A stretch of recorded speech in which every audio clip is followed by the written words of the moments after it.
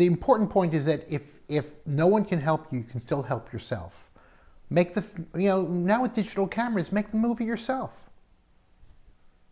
Other people have done it. I mean, it's sometimes dispiriting to see Zach Braff go on, Kickstarter, and say, please help me. I'm only a rich TV star. That's a little annoying. On the other hand, I did send some money to get the Veronica Mars movie made because I loved that series and I wanted to see it. But you have the power in your own hand. Make the movie. Do it as a one-person show. I remember when I was doing this project at HBO called the HBO Workspace, which, by the way, no longer exists, so don't email me asking to see how you could get there because I don't run it anymore. But at the HBO Workspace, we would put up actors and writers and comics to showcase for HBO if they were interested in coming down that night, or the industry. And we put up this one actress had this one-person show. Very talented. She had done the touring company of Second City, but she was a little old and a little not gorgeous. And so she was having a hard time finding a place in Los Angeles. So she thought, well, let me do my own thing. So she did this show, and we did it at the HBO Workspace, and it was very good. It was very funny. People loved it. HBO didn't do anything with it. So rather than saying, okay, I guess I did it, no one wants me, she decided, well, I think it's good. So I'm going to rent a theater company, I think it was The Matrix, and I'm going to perform it every Tuesday night. And so she did, every Tuesday night. And people were loving it, but still no one was hiring her. No one was optioning it. Until Rita Wilson showed up one day because it had a great title, My Big Fat Greek Wedding. And Rita Wilson, despite her last name, is Greek. And so Rita Wilson saw it and loved it and brought her husband, Tom Hanks, to see it. And he loved it. And they made it into a movie. And it was the highest grossing independent comedy ever made. Wasn't a very good, successful television show, but it started her career. Because she didn't take no for an answer, and she didn't wait for somebody to do it for her.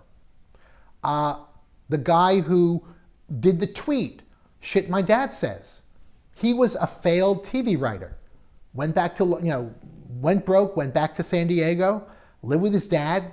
Who knows what his dad said? Who knows if he just made all that stuff up? But people loved it so much, he got a deal. It wasn't a great series as it turned out, but he did get a deal. There's a guy I know in Australia. He wrote a wonderful comedy, rom-com about a scientist with Asperger's. He wrote this before The Big Bang Theory. Very funny. Nobody would read it. Nobody wanted it. The industry in Australia doesn't really make that many rom-coms. He was an unknown writer from Australia. Hollywood wasn't knocking down his door.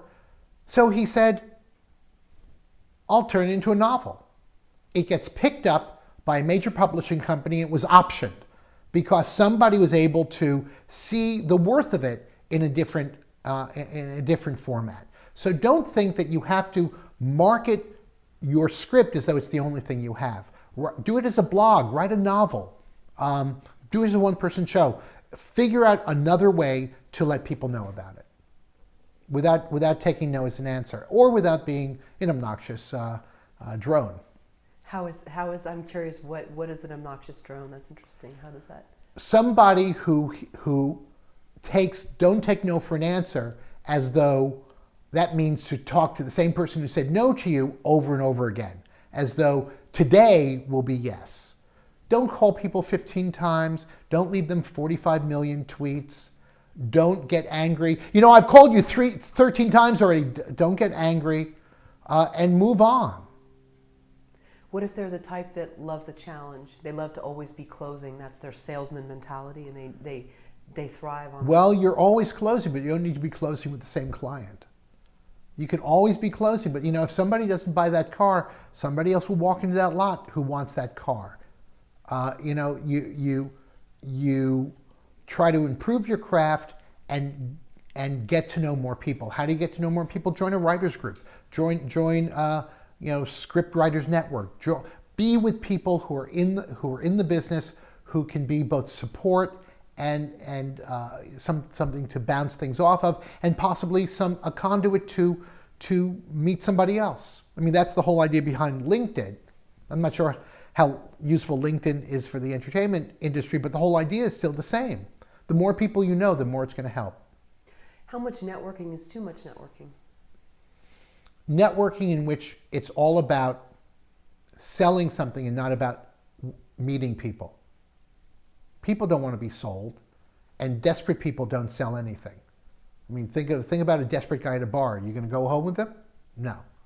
Even if he's good looking, if he's desperate, he's all of a sudden less good looking. So don't be desperate and don't be a user. People are interesting. If you're not that interested in people, don't be a screenwriter. Because you're writing about people. Write a novel. Do something where you can be all by yourself. But people are interesting, and the more people you meet, the better it is for your craft.